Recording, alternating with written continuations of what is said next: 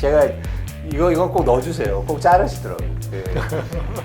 저는 절대 폭락론자가 아닙니다. 집값이 무작정 내린다는 게 아니고요. 심지어 저는 2013년도, 12년도에 뭐 그런 분들 계셨지만 집 사자고 막 했어요. 네, 사실 그때 집 사자고 그러면 너나 사라고 그럴 시절이었고. 아니, 좋은 말씀을 하다 듣다 보니까 제가 정신을 빼먹고 있어가지고 가점제 부분의 위주의 청약 제도는 뭔가 좀 제도 개선이 필요합니다. 젊은 사람들한테 기회를 주지 않는다는 측면에서 아니 나이가 들고 올해 그 뮤테로 인스타는 것만으로 그냥 밀고 들어오는 거는 저는 조금 아니라고 보거든요. 이제 그 실수요자 그리고 정말 집을 사려는 사람들 혹은 집을 팔려고 하는 사람들 이 사람들 입장에서 한번 그 두 분께 좀 투자 조언을 한번 좀 들어보고 싶습니다. 그래서 먼저 그 실수요자들 그러니까 지금 이제 집이 없는 사람들이 집을 없는 사람들에게 이 상황에서 어떻게 좀 투자를 하는 게 좋을까? 그러니까 어떻게 움직이는 게 좋을까에 대해서 좀 여쭙고 싶은데요. 이 연구원님 먼저 말씀해 주시죠. 이제 거의 마지막으로 이제 가가는 거잖아요. 저희가. 그래서 제가 이건 꼭 넣어주세요. 꼭 자르시더라고. 저는 절대 폭락론자가 아닙니다. 집값이 무작정 내린다는 게 아니고요. 심지어 저는 2013년도, 12년도에 뭐 그런 분들 계셨지만 집 사자고 막 했어요. 그때 사실 그때 집 사자고 그러면 너나 사라고 그럴 시절이었고. 근데 공교롭게도 제가 2018년도 가을 때부터 집 팔자고 그랬습니다. 그러니까 그런데 집 팔자고 그런지 단어로 간 거고요. 집값이 하락될 가능성이 있다. 근데 그동안 이후에도 계속 올랐죠.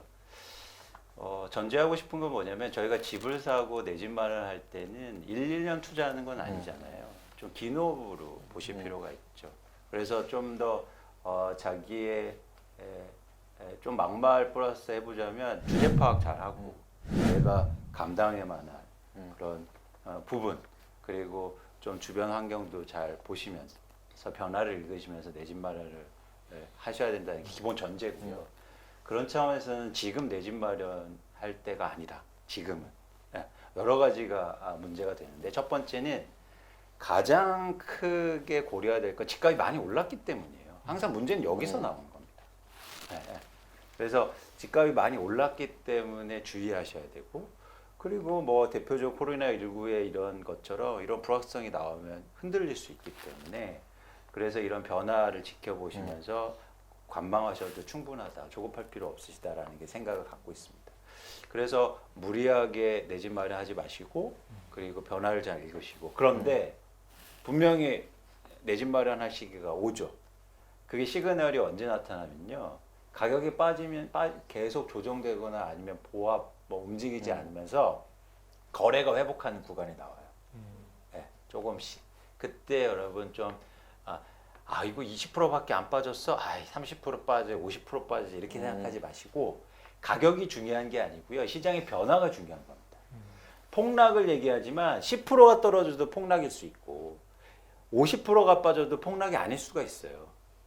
왜냐하면 그 이후의 일들에 따라서 그렇잖아요. 50% 빠졌는데 70% 빠지면 폭락 아닌 거죠. 근데 10% 빠졌는데 바로 3% 올라버리면 그건 그때가 폭락이었던 거예요. 그래서 그 다음의 단계에 따라서 지금 상황이 결정되니까 그 다음에 결정하는 게 중요한 게 거래량입니다. 그래서 실질적 조언을 드리자면 가격이 조정받고 아니면 안 움직이는데 거래량이 조금씩 회복되고 의미 있게 좀 분위기가 돌아간다 보면 여러분이 감당할 부분에서 내 집 마련하셨으면 좋겠다. 그거는 뭐 안정성 차원에서 제가 권해드리는 거고요. 두 번째는 이제 투자하시는 분들이죠. 투자자분들한테 가장 중요한 건 수익률이잖아요. 수익률 측면에서 한국의 집값, 특히 서울의 집값은 뭐 터무니없는 수준입니다. 냉철하게 분석하셔야 돼요. 20억 집을 사시면 취득세, 취득세를 거의 1억 내셔야 되고요. 보유세를 예를 들어서 1,000만 원 정도 내신다면 기본적으로요. 실거래가가 5% 이상 올라가고 시작해야 본전 아닙니까? 그리고 나중에 양도세까지 감안하면 물론 1주택자 그러니까 투자 목적으로 사기 때문에 양도세를 내야 되잖아요. 그러면 상승률이 굉장히 상당해야 돼요. 그래서 냉철하게 투자 목적으로 생각하면 투자 수익률이 현저하게 떨어진 상황입니다. 그래서 단순하게 집값이 그동안 오른 것만 봐서 지금 집값이 조금 떨어졌다고 해서 이렇게 무리하게 또 집을 사시고 그럴 때가 아니다라는 생각을 갖고 있습니다. 그래서 투자하신 분들은 수익률을 진지하게 고민하셨으면 좋겠다라는 게 저희 제안입니다. 예. 조영경님. 저는 좋은 말씀을 하다 듣다 보니까 제가 정신을 빼놓고 있어가지고 근데 저는 뭐 다 동의를 합니다. 동의를 하고 지금 이제 실수요자라는 개념 자체도 사실 좀 모호하지만 어쨌든 지금 시장 상황을 바라보고 있는 많은 수요자들이 이제 그 생각을 하셔야 될 것 같아요. 일단은 지금 우리 국내의 여러 가지 제도적인 부분에서 시장을 왜곡시키고 있는 가운데 어쨌든 청약 시장이 가장 좀 저렴하게 주택을 구입할 수 있는 그 길입니다. 첩경이죠. 그래서 저는 뭐 그런 점과 관련해서 향후에 국회가 구성되고 하면은 현재 가점제 부분의 위주의 청약 제도는 뭔가 좀 제도 개선이 필요합니다. 젊은 사람들한테 기회를 주지 않는다는 측면에서 나이가 들고 오래 그 무주택으로 있었다는 것만으로 그냥 밀고 들어오는 거는 저는 조금 아니라고 보거든요. 그래서 기회를 추첨제 청약이라는 게 뭐냐면 추첨이잖아요. 모자라는 재원을 가지고 많은 사람들 나눠주려고 하다 보니까 줄 서기 하는 게 추첨하는 거잖아요. 그러면 그런 부분들에게 기회를 공평하게 여러 세대들에게 나눠주는 게 맞다고 보고요. 그래서 어쨌든 청약 시장을 가장 면밀하게 살펴보실 필요가 있고요. 그 다음에 기존 주택을 구입하는 경우에 있어서는 조금 더 시장을 좀 차분하게 지켜보실 필요가 있다. 지금 시장 상황에서 어떤 식으로 될지를 가늠하기가 대단히 어려운 상황입니다. 저는 과거에 지금까지 말씀드린 것은 과거의 경험치를 바탕으로 해서 시장 상황이 우리가 생각하는 그냥 폭락 일변도로 그냥 무너질 것이다라는 것은 아니다라고 제가 말씀을 드린 거지만 그렇다고 해서 시장이 어떤 방향으로 확실하게 갈 수 있느냐를 제가 단언적으로 말씀드리기는 어렵거든요. 그래서 시장 상황의 변동 추이와 최근에 와서 제가 보니까 지금 신종 코로나19가 쉽게 종식될 것 같지는 않지만 치료제 부분에 대한 개발 이야기들이 또 좋은 이야기들의 그런 이야기들이 들려오고 있으니까요. 우리가 생각하는 막연한 어떤 좌절감보다는 조금 빠르게 그런 부분에 대한 새로운 해결의 모멘텀도 찾을 수 있지 않을까라는 생각을 해보게 됩니다. 그래서 그런 부분의 시장 상황을 조금 더 차분하게 지켜볼 필요가 있고요. 투자자분들은 지금 돈은 뭐 올해도 그렇고 토지 보상금 등등 해서 시중에 풀린 돈들이 너무나 많이 늘릴 겁니다. 그렇기 때문에 충분히 시장 공급에 있어 주택 공급은 한정적이라서 희소성 원칙에 의해서 좀 차분하게 기다리시면 지금보다 더 좋은 조건 하에서 주택을 획득할 수 있는 기회가 저는 오지 않을까. 그래서 투자자분들도 지금 성급하게 나서다가 정말 못한 놈이 정 맞는다는 이야기도 있으니까요. 제가 볼 때는 모두가 다 지금 사회적 거리두기에 맞도록 조금 차분하게 주택시장과도 거리를 두고 차분하게 있다가 좋은 기회가 왔을 때 햇볕 날 때 그때 한번 웃는 낯으로 주택시장을 놓고 하셨으면 좋겠습니다. 이제 총선이 얼마 안 남았습니다. 정책 얘기도 좀 해주셨는데 이 총선이 또 이 부동산 시장의 하나의 변수가 될 수 있다는 얘기들이 많이 나오고 있습니다. 그래서 이 두 분께서는 이 총선이라는 것이 우리 부동산 시장에 어떤 영향을 미칠 수 있을지 한번 예측을 해주시면 좋을 것 같아요. 먼저 이 연구원님부터. 네. 굉장히 예측하기 힘든데 이런 뭐 다 예상하고 있듯이 예를 들어서 어느 당이 뭐 우세하면 뭐 부동산 가격 이렇게 다 등식이 있으실 것 같은데요. 사실 저희가 본질에 대해서 좀 읽으실 필요가 좀 있죠. 뭐냐면 부동산 가격이 계속 오르고 있는데 규제를 완화해 주는 그런 정치인이나 그런 정당이 있으면 없을 거라고 저는 예상하는데 그건 문제가 있는 거죠. 예를 들어서 정치가 갑자기 바뀌었다고 해서 부동산 시장 그대로 있는데 갑자기 정책이 확 바뀔 거다라는 기대는 하지 마세요. 공교롭게도 문재인 정부 전의 정권들에서 부동산 가격이 안 좋았기 때문에 부양책을 쓴 좋고 지금은 문재인 정부가 부동산을 싫어해서 규제를 하는 게 아니고요. 부동산 가격이 오르니까 하는 거예요. 근데 다음 정권이나 다음 국회의원 총선에서 누가 다수당이 되든 시장이 뭐 가격이 빠지면 부양책을 써야 될 거, 완화를 해줘야 될 거고 가격이 여기서 계속 오른다. 그러면 당연히 규제를 할 겁니다. 그런데 우리는 일반적으로 어느 당 등식으로 네. 판단하시잖아요. 그렇게 하지 마시라는 거예요, 제가. 그래서 원칙에 충실하시다. 규제나 부양책은 거기에 따라서 움직인다. 근데 이제 근원적으로 그러면 그게 옳은 거냐? 이건 또 다른 차원의 질문이죠. 왜냐하면 정책이라는 건 좀 일관성이 있어야 되는데 이렇게 시장 대비해서 쫓아다니는 게 사실 문제가 있을 수 있는데 어쨌든 지금은 그런 양태니까. 그래서 이렇게 강남 집값이나 서울 집값이 계속 오를 것 같은데 여기서 막 규제 완화해주고 보유세 낮춰주고 과연? 그러면 굉장히 큰 문제가 날 뿐만 아니라요. 오히려 안 좋을 수도 있어요. 그래서 어쨌든 중요한 건 시장의 흐름이지 거기다가 정치를 끌어당겨서 무리하게 등식을 만들고 뭐 유튜브 방송 같은 데 보면 그런 분들이 많이 계시더라고요. 근데 그런 것들은 예측하기 힘들기 때문에 여러분 유의하셔서 보시고 다시 말씀드리지만 사실은 그런 정책은 결국엔 시장에 따라서 움직일 텐데 너무 그거에 기대를 하고 아 그래 나 뭐 10년 갖고 있지 뭐 이건 좀 다른 얘기가 될 수 있다는 겁니다. 정책에 대해서 너무 정치에 대해서 너무 과몰입하지 마세요. 네, 그거는 되게 실기를 하게 됩니다. 네. 두영군님. 네, 저는 이제 이번에 총선이 이제 끝나게 되면은 이제 여야 간의 어떤 의석 부분에 있어서 비율들이 뭐 조정이 되겠죠. 어느 쪽으로 잘 될지는 잘 모르겠습니다.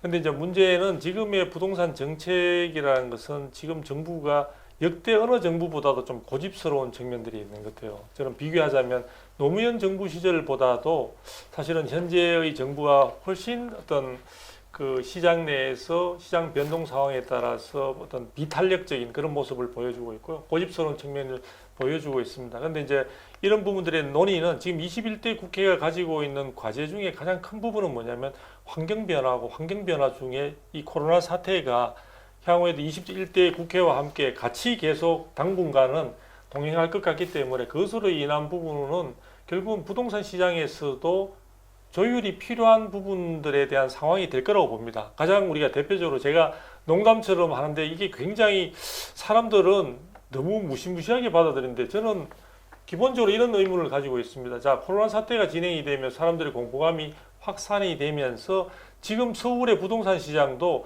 전역이 다 투기 과열지구로 지정이 되어 있지 않습니까? 그리고 일부 11개 구는 투기 지역으로까지 중첩적으로 되어 있고 또 주변에도 지금 청약 조정 대상 지역 등 많은 어떤 규제로 지금 덧칠이 되어 있는데 이것을 앞으로 신종 코로나 사태와 실물 경제가 휘청거리는 상황에서도 계속 가져갈 것인가에 대해서는 저는 의문점이 있거든요. 그러면 법상에 나와 있는 정도로도 요건 충족이 되면 해제를 해야 되는데 그 부분들을 정부는 고집스럽게 안 할 거니까 이번 21대 총선으로 인해서 야당이 어느 정도 목소리를 낼 수 있는 비율을 차지한다면 어떤 변화에 좀 흔들기는 좀 될 것 같아요.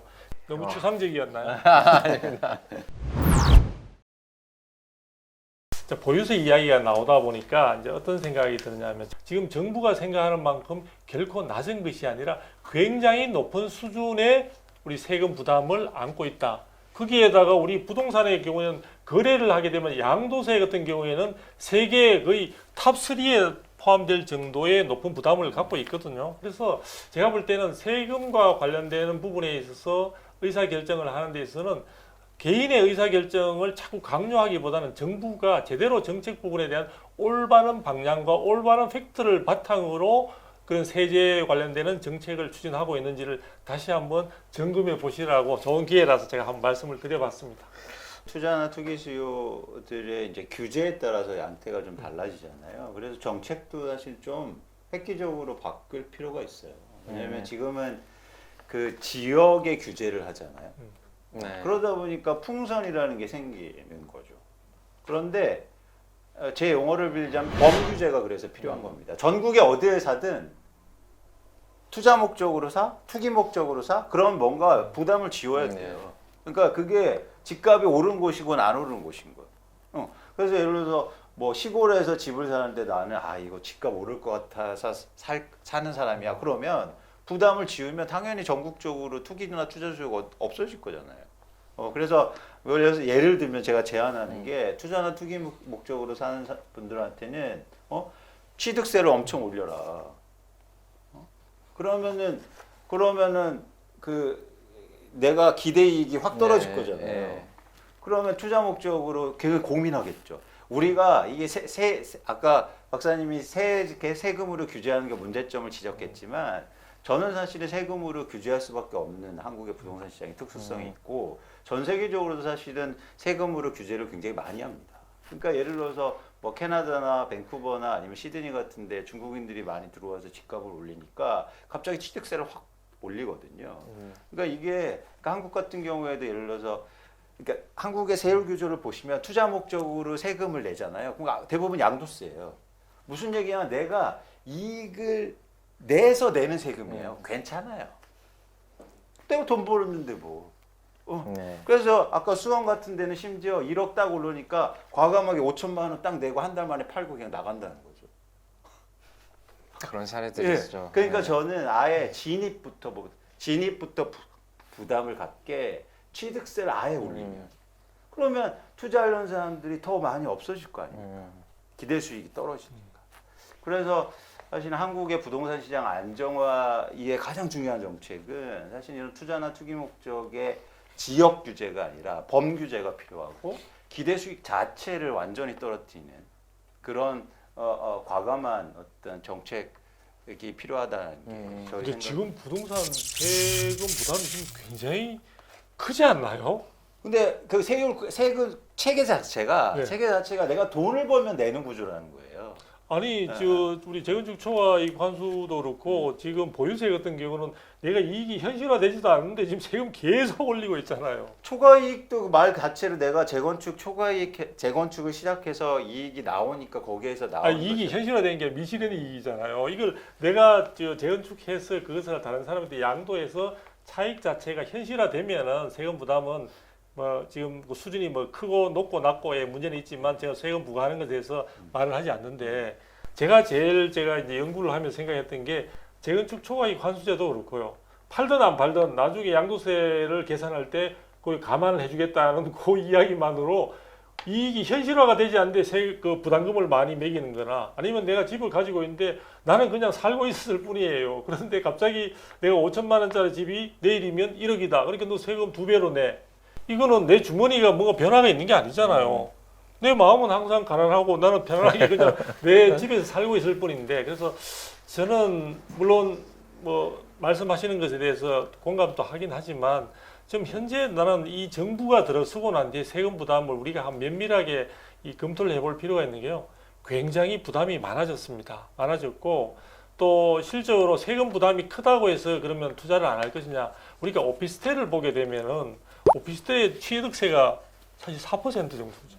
근데 우리 일반 주택 같은 경우는 1%에서 그 가격대별로 해가지고 3%까지 쭉 나눠지는데 사실 오피스텔 같은 경우는 가격이 적은데도 불구하고 취득세가 굉장히 많은 상태에서도 한때 오피스텔의 인기는 뭐 엄청났지 않습니까? 그런 점을 볼 때 그 취득세라든지 다른 부분에 대한 세금을 가지고 시장에 있어서의 어떤 그 거래 질서나 이런 부분들을 일정한 방향으로 끌고 가려고 하는 부분은 저는 조금 무리수가 아닐까라는 개인적인 생각을 해봤습니다. 근데 오피스텔이 인기가 사실 없잖아요. 요즘 없었죠. 요즘 너무 많아져가지고. 근데 약간 방향성이 다른 거죠. 뭐냐면 원천적으로 진입에 대해서 그러니까 제가 제안드리는 예를 들면 취득세 같은 경우에는 원천적으로 막는 거기 때문에 저는 사실은 물론 뭐 말씀하신 것처럼 미실현 소득에 대해서 그 과중하게 세금하는 거 좀 고려할 필요는 있어 보입니다. 근데 취득세는 미실현 이익도 아니고 내가 액션을 그러니까 내가 행동을 했을 때 내는 거잖아요. 그 행동 자체의 규제를 가할 수 있는 거기 때문에 좀 고민해 볼 필요가 있고 우리의 정책 자체가 사실 핀셋 규제라고 하잖아요. 핀셋 규제는 그러니까 뭐 이렇게 유동성 저희가 이제 얘기할 수밖에 없는 게 사실은 전 세계가 부동산이 올랐습니다. 뭐 한국의 정부가 잘못해서 부동산이 오른 것도 아니고요. 한국의 부동산 아파트가 뭐 유난하게 막 삐까뻔쩍해서 오른 거 아니고요. 전 세계가 다 올랐어요 최근에. 그건 뭐냐면 금리 인하하고 유동성이 많이 올라서 올랐는데 그 이면에는 그러면 그 거대한 흐름이 있었는데 그거를 핀셋으로 막으려고 했다는 거죠. 이게 얼마나 무모했습니까? 그러니까 좀 저는 이렇게 좀 범규제를 할 수 있는 그런 장치들이 좀 필요하지 않을까 생각하는 거죠. 네, 진행을 마무리를 좀 해보겠습니다. 네. 오늘 두 전문가 모시고 얘기 들어봤습니다. 오늘 주제는 코로나19 사태가 한국 부동산 시장에 어떤 영향을 미칠지에 대해서였습니다.